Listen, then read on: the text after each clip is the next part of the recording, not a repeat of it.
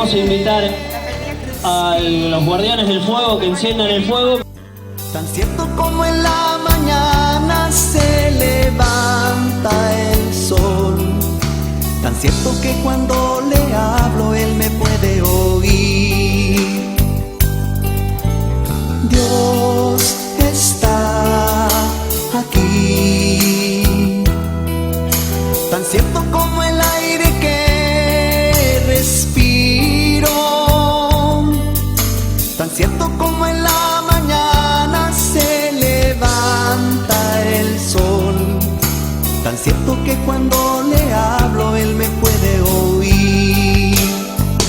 Me puedes sentir A tu lado en este mismo instante, me puedes sentir muy dentro de tu corazón, me puedes sentir en ese problema que tienes.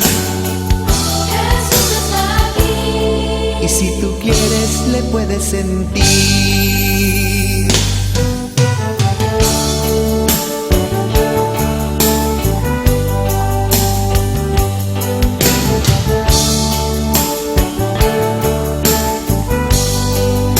Vamos a invitar a todos a pensar ahora en el Espíritu que llega a nosotros del cielo, que llega a nosotros de Dios, que nos mueve, que nos empuja, que nos hace vivir.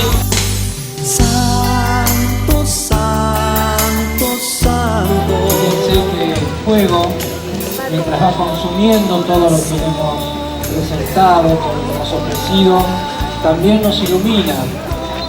En la misma medida que va consumiendo, en esa misma medida va iluminando.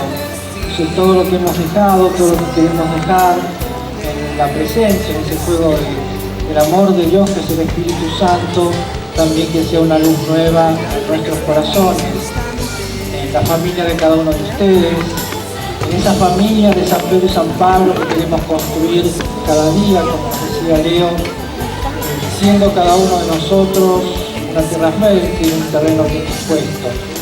Llévame donde los hombres necesiten tus palabras, necesiten mis ganas de